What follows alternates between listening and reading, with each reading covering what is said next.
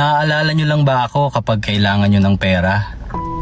Masisisi nyo ba ako kung yan ang naiisip ko? Narito yung mga dahilan, iisa-isahin ko. Bihira kayong mga musta. Naaalala nyo lang ako kapag hihingi kayo ng pera. Ang haba ng mga messages nyo kapag meron kayong kailangan. Pero kapag nakapagpadala na ako, walang thank you man lang. Kapag magvi-video call ako, it's either mahina ang signal o kaya malolobat. Ewan ko nga ba, parang ayaw nyo ako kausap. Kapag special occasions, bihira kayong makaalala. Babati lang kayo kapag ako ang nauna. Matibay ang aking loob at mahaba ang aking pasensya. Dumarating lang talaga yung time na parang hindi ko na kaya. Hindi ako nagagalit pero oo, nagtatampo.